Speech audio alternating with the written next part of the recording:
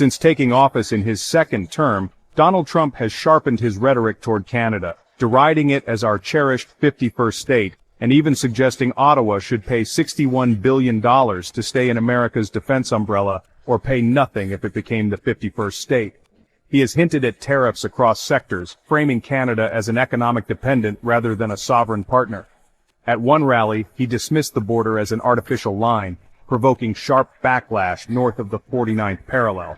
Rather than back down, many analysts see Trump's remarks as a wake-up call. Canada has accelerated diversification of trade and security ties worldwide, reducing reliance on U.S. markets. This push includes major infrastructure upgrades to reinforce economic sovereignty, while ensuring it will be environmentally friendly, and many of them is carbon neutral. The move stands in sharp contrast to Trump's U.S. policies, as his administration has rolled back support for wind and solar projects while prioritizing expanded fossil fuel extraction. For Canadians, however, strengthening green trade infrastructure is increasingly viewed as both a strategic necessity and an environmental obligation. Today, new reports emerge showing that Canada is pressing ahead with unprecedented scale and with a renewed focus on quality, underscoring its determination to chart an independent, sustainable course. According to Bloomberg's report, Dubai-based DP World Limited is in negotiations for a contract to operate a new container terminal that would lift the Montreal Port Authority's capacity by more than 50%, in what could become one of Canada's most significant infrastructure projects in decades. The Contra Terminal, to be built on the St. Lawrence River just northeast of Montreal, carries a price tag of nearly $1.6 billion and a planned completion.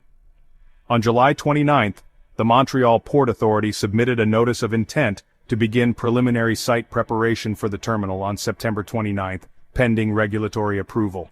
This preparatory phase includes activities like tree clearing, fencing, and other groundwork, with full construction potentially beginning in 2026. The MPA has reportedly met the majority of the 367 conditions and 268 engagements stipulated by Canada's Impact Assessment Agency, and promises that the terminal will be 100% electrified, carbon neutral, and ship-ready for shore power from day one. There's a competitive process going on, World Canada Inc. Chief Executive Officer Douglas Smith said in an interview with Bloomberg News. Construction is projected to generate about 8,000 jobs, 3,720 direct, and 4,170 indirect. Once operational, the project could yield approximately $140 million annually in economic spin-offs for the South Shore of Montreal, Quebec, and beyond. DP World ranks among the world's largest container port operators and has strong ties to Quebec through Caisse d'Eau at Plasmon to Quebec. One of its biggest, the pension fund, holds stakes in several DP World assets, including 45% of its Canadian subsidiary.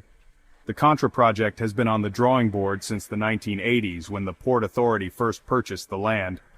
Detailed planning has stretched over more than a decade, hindered at times by rising costs and shifting demand. But momentum has returned as both Ottawa and Quebec City look to expand trade with Europe in response to strained commercial relations with the U.S. Together, the federal and provincial governments have pledged more than $500 million to get the terminal. It checks a lot of boxes, said KISA CEO Charles Emmon. This is something that would be considered strategic in Quebec.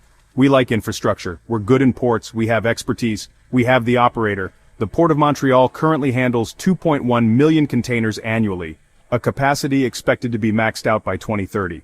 The Contra facility would add 1.15 million containers to that total, providing badly needed room for growth. A spokesperson for DPW World Canada said the company sees strong potential for developing logistics infrastructure in Montreal that drives economic growth, and announcements to share at this time. Prime Minister Mark Carney underscored the project's importance during a press conference in Germany this week, where he also promoted a potential expansion at Churchill, Manitoba's port, that could one day export liquefied natural gas. The number one focus of this government is to build that infrastructure, and particularly infrastructure that helps us deepen our partnership with our European partners, Carney told reporters. The Montreal Port Authority reported that cargo flows in the first half of 2025 were significantly reshaped by the AS exporters' increasingly redirected shipments toward overseas markets. Overall cargo volumes fell by just over 2% compared to the same period in 2024. Yet, container traffic showed resilience, rising by 4% in TEUs. A TEU is a standard unit used in shipping that equals 120 T container. It's how ports and shipping lines measure and compare the amount of cargo they handle. Since March, monthly container volumes have consistently outpaced the previous year's levels by 14%. And between March and June, traffic jumped 34% compared to the first 2 months of the year. Played a crucial role in stabilizing performance with 1.95 million tons handled in 5 months, a 16% increase fueled by Canada's third-best harvest of the century. The trade tensions accelerated diversification. Exports to China rose by 22%, making it the port's second-largest partner after India. Shipments to Spain surged by 147%, while volumes to the Netherlands increased by 11%, and traffic with Northern Europe as a whole climbed by 10%. Exports to Africa expanded by 29%, driven largely by cocoa imports, and vessels from Latin America arrived 54% heavier on average than in 2024.